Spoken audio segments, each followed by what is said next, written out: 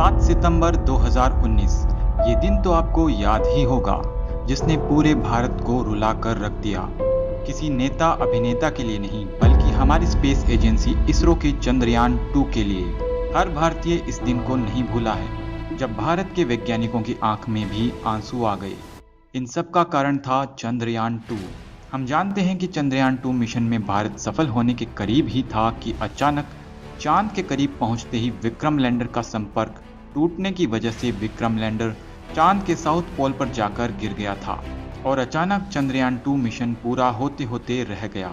Vikram lander में होने वाले किसी सॉफ्टवेयर ग्लिच की वजह से उस समय जैसे ही चंद्रयान 2 चंद्रमा की सतह से मात्र 2 किलोमीटर ऊपर था, तभी संपर्क टूटने की वजह से लैंडर अपने प्रेडिक्टेड पाथ से भटक गया था और सॉफ्ट लैंडिंग नहीं हो पाई।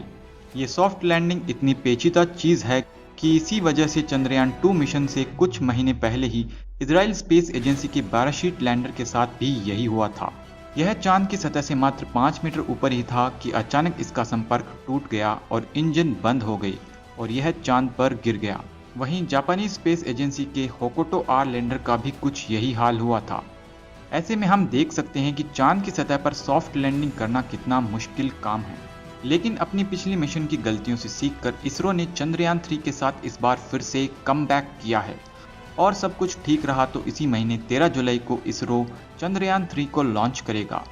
और अगर भारत इस मिशन में सफल रहा तो चांद पर सॉफ्ट लैंडिंग करने वाले देशों में भारत चौथे नंबर पर होगा, क्योंकि अब तक मात्र 3 देशों की स्पेस एजेंसी यूएस, रशिया और चाइना ने ही चांद पर सॉफ्ट लैंडिंग को अंजाम दिया है और इस बार पूरी दुनिया की नज़रें भारत के इस मिशन पर गड़ी है।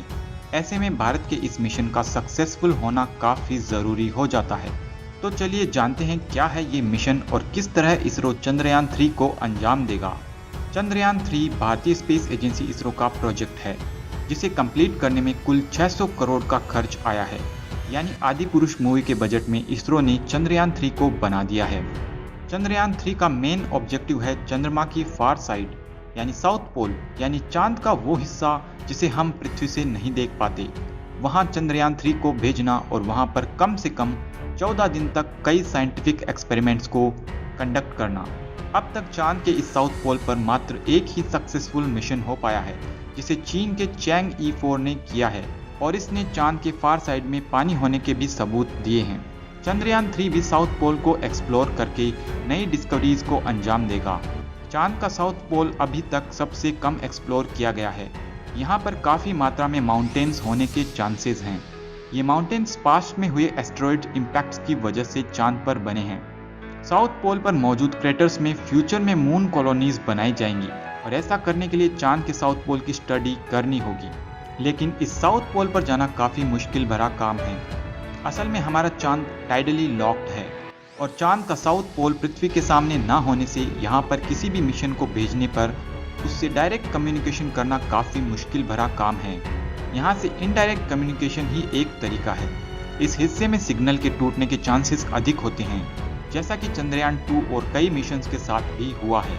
और साथ ही ये कम्युनिकेशन रियल टाइम में भी होना ज़रूरी है, ताकि सक्सेसफुली चंद्रयान 3 को सॉफ्टली लैंड किया जा सके।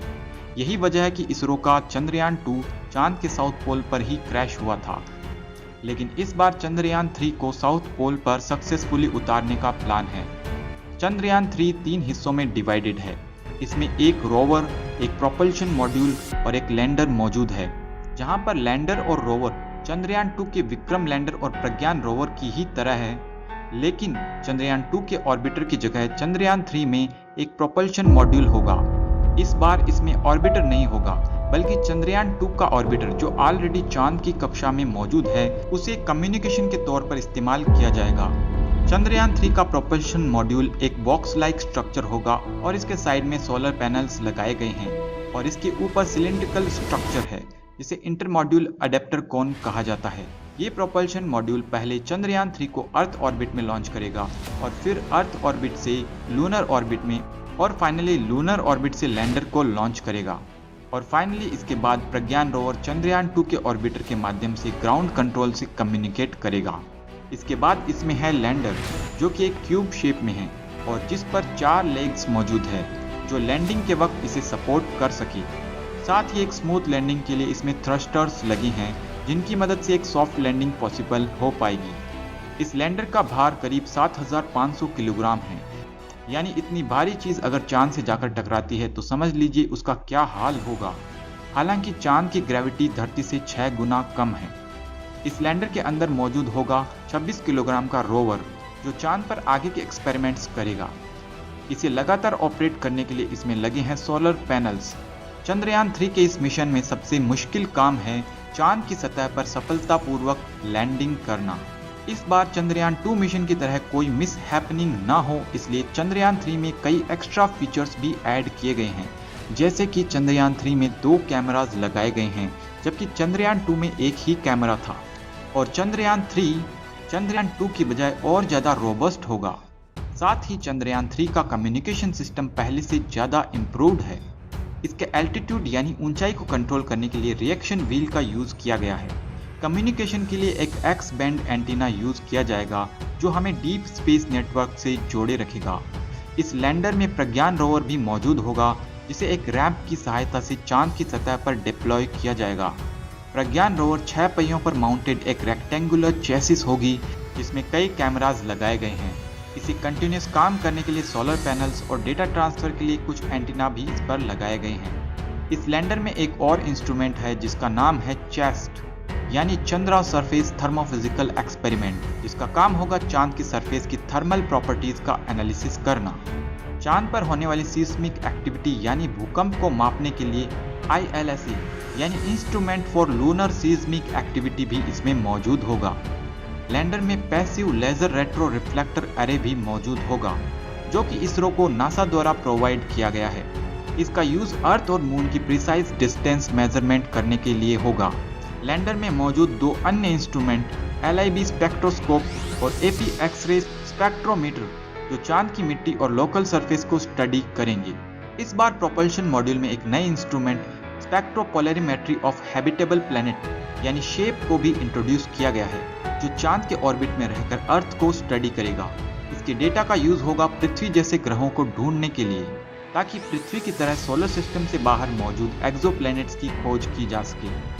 चंद्रयान मिशन की वजह से जो डेटा हमें मिलेगा उसकी मदद से स्पेस एजेंसीज चांद पर कॉलोनीज बना पाएगी, क्योंकि चांद पर कॉलोनीज बनाने से चांद पर मौजूद रेयर अर्थ एलिमेंट्स जैसे हीलियम 3 का यूज किया जा सकता है।